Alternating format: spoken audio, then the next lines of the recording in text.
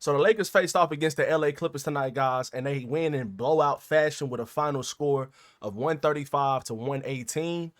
This was a pretty winnable game for both teams. I felt like going into the fourth quarter, but the Lakers imposed their will with their lineup in the beginning of the fourth quarter with LeBron James and Austin, led by LeBron James and Austin Reaves. The big three was absolutely phenomenal tonight, guys. LeBron had 25 points, 6 rebounds, and 6 assists. Luka Doncic had 43 points, 13 assists, and 9 rebounds. And Austin Reaves had 31 points, 9 rebounds, and 3 assists. All three of these guys, all three of our main three guys were amazing tonight. And everybody that's always chirping about how will LeBron be able to fit in, like they really just didn't see this same big three dominate the NBA at the end of the regular season, not even a whole calendar year ago. You are looking very, very unsmart right now, to say the least. So this big three guys of LeBron James, Austin Reaves, and Luka Doncic, all three of these guys can fit.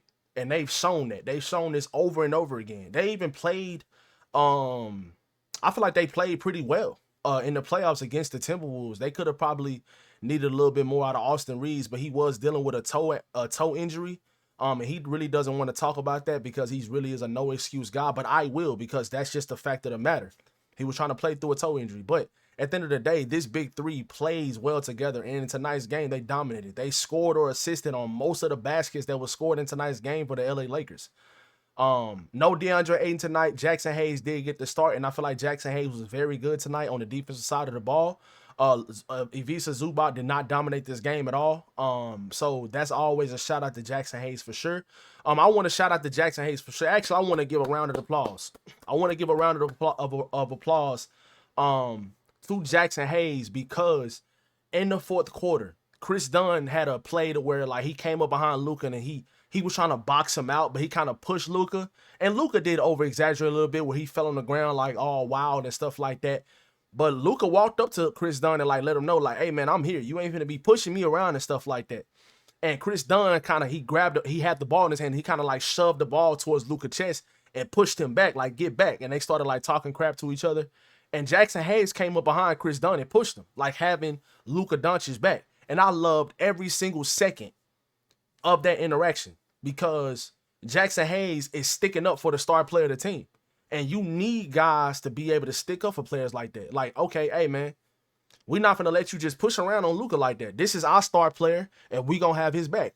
That just shows the chemistry of this team, and that is a great thing to see, man, and that made me extremely happy to see. Chris Dunn did end up getting ejected from the game because he did, like, throw a punch or throw a slap at Jackson Hayes and did make contact with him, and they also gave him a technical foul for the interaction when he pushed the ball towards Luka's chest, like get back. So Chris Dunn ended up getting 2 technical fouls in that situation, and Jackson Hayes got 1. So it just really came out to Luka Doncic shooting 1 free throw. Chris Dunn did get kicked out of the game, and Jackson Hayes stayed in the game. So it was an advantage for us, because Luka walked up to Chris Dunn like, hey, man, you're not going to be trying to push me around and stuff like that. And Jackson Hayes had Luka Doncic's back. So that was a little nugget or a little part in the game if you guys didn't see that. But I was just extremely happy to see Jackson Hayes step up for Luka Doncic and have his back, man. So that just goes to show the team chemistry. Let's go ahead and hop into the stats of the game right quick, guys. So like I said, man, Lakers win this game 135 to 118. And as you guys can see, man, the game was dominated by a big three. Rui Hachimura had a very good game as well when it comes to shooting the ball. He continues to shoot the ball extremely well from the field. 6 out of 9 from the field. He did have a very bad play, though, where he had dived on a loose ball, and he tried to, like, throw the ball down the court, and was nobody down there. It was very low IQ play, but, hey, man, I'm not going to knock your hustle for trying to dive on the floor and get some loose balls. But Marcus Smart was very, very good tonight defensively off the bench. He had a lot of he had 3 fouls tonight, and I feel like 2 of those fouls that he was guarding James Harden were not fouls. The referees were so bad tonight, and you guys can look at the stats as I talk about this. The referees were horrible tonight. They were horrible. Like, they were really bad, because the last foul that they called on Marcus Smart on James Harden, he literally was playing very good defense on James Harden all the way up the court. James Harden tries to drive right. Marcus Smart is like bodying him, but his hands are up. James Harden falls. He slips and he falls. And they say it's a foul on Marcus Smart because his leg, they like made like knee to knee contact. And they called the foul because it was a knee to knee or a leg to leg kind of foul. I've never seen that before. These guys are literally right on top of each other. Like Marcus was guarding him, not giving him any airspace. Marcus was right up on him. And he was just guarding him like this. Like with his leg and his hip area all on his leg and James Harden's leg and hip area as well. It was very good defense. And James Harden fell and he lost the ball. And they called a foul on Marcus Smart. JJ Redick reviewed it and they still got the call wrong by saying that it was a leg-to-leg contact. That was one of the worst calls I've ever seen. I've been watching basketball since I've been a kid, and that was one of the worst calls I've ever seen. But this Clippers team, man, a lot of people thought that this team, their team were going to be better than the Lakers coming into the season, and they win this game tonight without DeAndre Ayton. They won this game tonight without DeAndre Ayton, and I felt like a lot of different situations, especially with the way Luka was cooking, man. He came out in the first quarter. He had like 20-some points in the first quarter. He had over 30 points in the first half.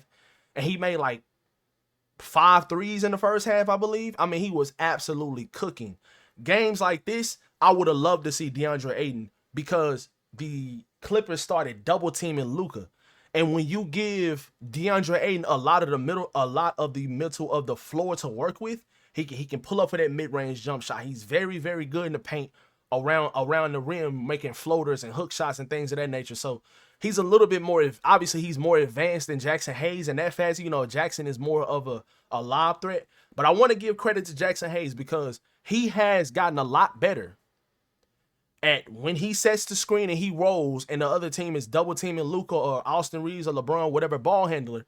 When he receives the ball in the middle of the court and it's a 3-on-2 situation, he has gotten so much better at finding the open shooters or finding the cutters.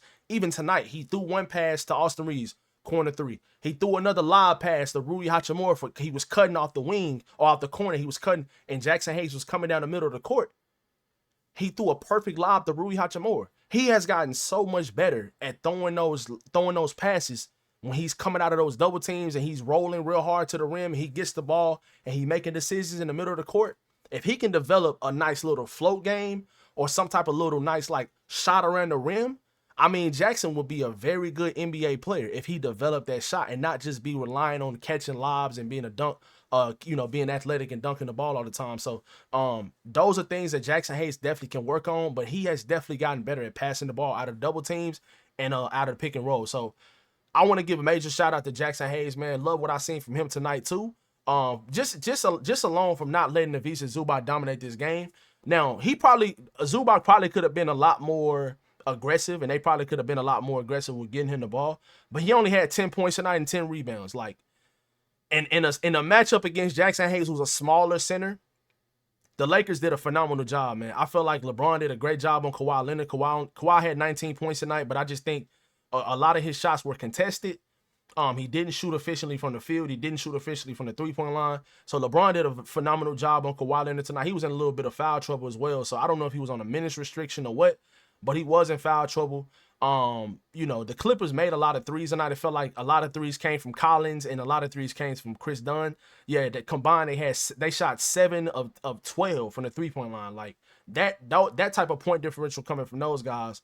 The Lakers did have a game plan where they were trying to leave Chris Dunn open on purpose and make him beat us from the three-point line. And I like that. I like that game plan from JJ Redick because Chris Dunn is not a good three-point shooter.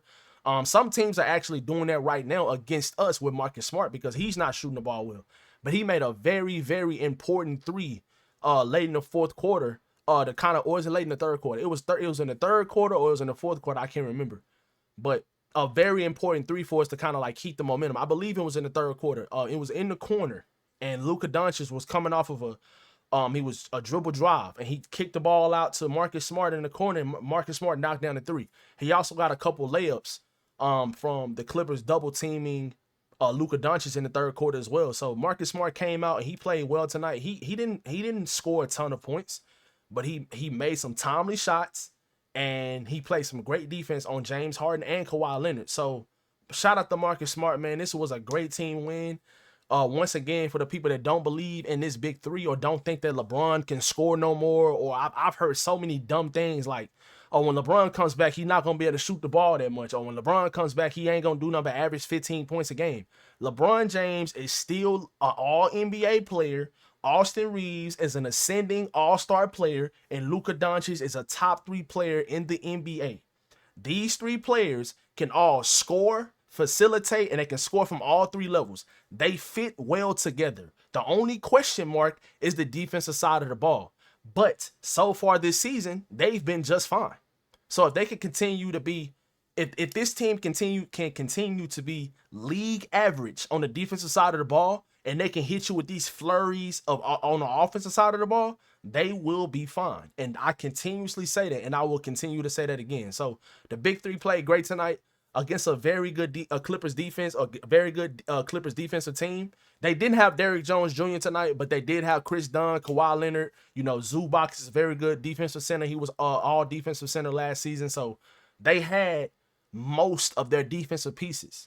And for you to score 135 points and your big 3 go absolutely berserk like the way they did tonight, that just goes to show you that this big 3 even played well against a great defensive team. So, shout out to the big 3, man. Shout out to the Lakers winning tonight's game with a final score of 135-118. If you guys enjoyed today's video, man, y'all be sure to drop a like and subscribe to the channel, man. Y'all let me know who the game ball goes to or who the game ball deserves to go to in tonight's game, guys.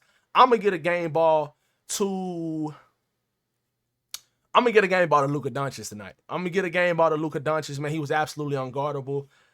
He was cooking from 3 from start to finish, man. So I'm going to get a game ball to Luka Doncic tonight. But yeah, man, that's who I think deserves the game ball. But y'all let me know in the comment section below, who do y'all think the game ball should go to, man? Thank you guys so much for watching today's video, man. Hope you guys enjoyed. If y'all do, y'all be sure to drop a like and subscribe to the channel. I'll catch you guys in the next one, man. Peace.